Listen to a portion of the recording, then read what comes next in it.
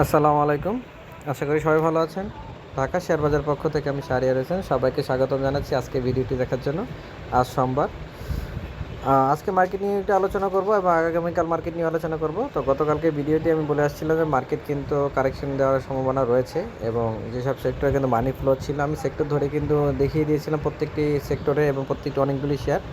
তো মূলত মার্কেটের নিয়ম হচ্ছে এভাবেই যে মার্কেট যখন আপ হবে তখন একটু আবার স্লো হবে, আবার যখন স্লো হবে তখন আপ হবে। এটাই কিন্তু মার্কেটের ধর্ম। এই ধর্মটা আমাদের সবাই মানতে হবে। আর প্রত্যেকটাই হচ্ছে একটাই কথা বলি বারবারই যে ইনভেস্টমেন্ট আপনার, লাভও আপনার, লসও আপনার, যাই করবেন নিজের সিদ্ধান্ত করবেন। তো আজকের মার্কেট নিয়ে যখন কথা বলি, আজকে যদি ডেক্সের গ্রাফ যদি দেখি, ডেক্সে আরএসআই হচ্ছে 69, মিলিয়াম ইন্ডেক্সও -28, সব দিকে কিন্তু ভালো আছে ওভারঅল। আর মোটামুটি কিন্তু ভালো আছে। বোলেন্সের ব্র্যান্ডও দেখছি খুব ভালো অবস্থানে রয়েছে। মার্কেটে মোটামুটি এখানে কারেকশন দেওয়াটা ভালো হচ্ছে এবং আরেকটু কারেকশন হলে মার্কেট আরও ভালো হবে, স্ট্রং একটি পজিশন তৈরি করবে। তো মার্কেটে এখানে যদি ভালো একটি কারেকশন মোডে যায় তাহলে কিন্তু ভবিষ্যতের জন্য মার্কেট খুব ভালো একটি স্ট্রং বাই প্রেশার আসবে। তো এখানে যদি মার্কেট যদি আবার আগামীকাল ঘুরে যায় তাহলে দেখা যাবে আবার কিন্তু একটা সময় মার্কেট আবার কিন্তু বড় ধরনের কারেকশন হতে পারে। তো এখানে আমি আমার মতে এখানে আর কয়েকটা ছোটো কারেকশন হওয়ার পর মার্কেট যদি ঘুরে তাহলে মার্কেট খুব ভালো অবস্থান হবে। তার মধ্যে আজকে কিছু শেয়ার নিয়ে আলোচনা করব, আগামীকালকেও শেয়ার নিয়েও আলোচনা করব। তো আজকে শেয়ারে আগামীকাল মার্কেট নিয়ে আলোচনা করার আগেই কিছু শেয়ার নিয়ে আলোচনা করি। সেটা হচ্ছে ফার্স্টে হচ্ছে টেকনোড্রাগ।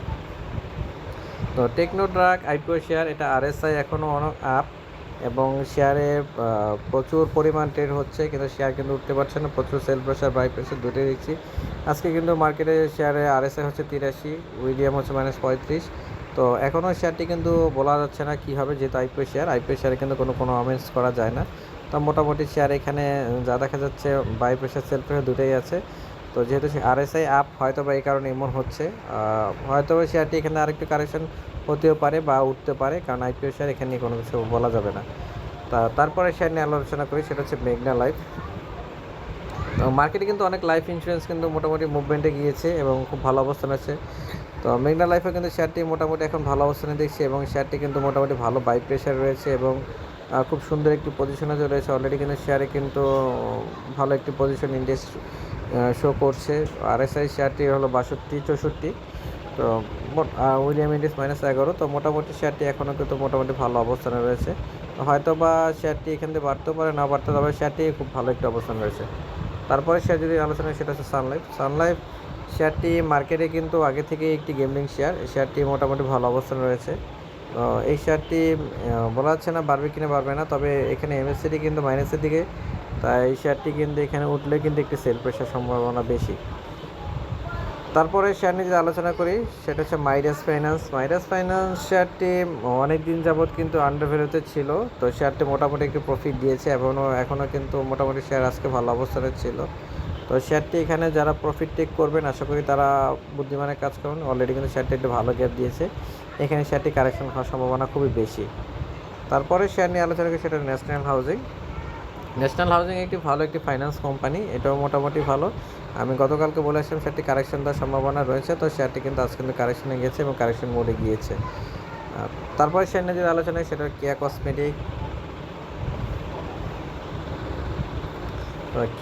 কসমেটিক শেয়ারটি যেহেতু কিছু মামলার জন্য সমস্যা এবং রাজনৈতিক কিছু প্রবলেমের জন্য সমস্যা, তো সরকার পতনের পর কিন্তু শেয়ারটি কিন্তু আবার ঘুরে দাঁড়িয়েছে এবং শেয়ারটি ভালো অবস্থানে রয়েছে। তবে শেয়ারটি কিন্তু আজকে অনেক ট্রেড হয়েছে। তো শেয়ারটি হয়তো বা কাল পরশু, আগামীকাল সবুজ হওয়ার পর হয়তো বা পরশু থেকে মনে হয় শেয়ারটি আবার নতুন করে কারেকশন দেওয়ার সম্ভাবনা রয়েছে। তো মোটামুটি শেয়ারটি কিন্তু এটাও কিন্তু ভালো অবস্থানে রয়েছে। তারপরে যদি শেয়ার নিয়ে আলোচনা, সেটা হচ্ছে গ্লোবাল হেভি কেমিক্যাল। শেয়ারটি কিন্তু মাঝখানে একটি গেম হওয়ার পরে শেয়ারটি কিন্তু ব্যাপকভাবে কারেকশন দিয়েছে। অলরেডি শেয়ারটি কিন্তু 36 টাকা 30 পয়সা, সেটি মোটামুটি ভালো কারেকশন দিয়েছে। শেয়ারটি যদি এই কারেকশন মোডে যারা কিনবে আশা করি সামনে প্রফিট পাওয়ার সম্ভাবনা রয়েছে। হয়তো বা শেয়ারটি আর কারেকশনের পর আবার একটু বাড়বে। তারপরে শেয়ার নিয়ে যদি আলোচনা, সেটা হচ্ছে দেশবন্ধু পলিমার। শেয়ারটি মোটামুটি একটি ভালো একটি শেয়ার এবং শেয়ারটি মাঝে মধ্যে গ্যাপ দেয়। শেয়ারটি এখান থেকে যারা কারেকশন মোডে যারা শেয়ারটি কিনবেন আশা করি এখানে প্রফিট পাওয়ার সম্ভাবনা রয়েছে। তবে শেয়ারটি কিন্তু এমএসিডি মাইনাস, তাই শেয়ারটি কিন্তু এখানে আপ ট্রেন্ডে যাওয়ার সময় কিন্তু সেল প্রেশার হওয়ার সম্ভাবনা রয়েছে। তো মার্কেটে আরও অনেক শেয়ার রয়েছে, সব শেয়ার নিয়ে বিস্তারিত আলোচনা করা সম্ভব না, অনেক সময়ের ব্যাপার আর ভিডিও অনেক বড় হয়ে যায়। তারপরও আশা করি যদি কোনো শেয়ারে যদি ইনফরমেশন পাই তবে অবশ্যই রাতে আবার নতুন করে ভিডিও দিব এবং আশা করি আপনাদের প্রত্যেকটি প্রশ্ন অ্যান্সার দেওয়ার চেষ্টা করবো। তো আজকের জন্য এতটুকুই, সবাই ভালো থাকবেন, সুস্থ থাকবেন। আসসালামু আলাইকুম।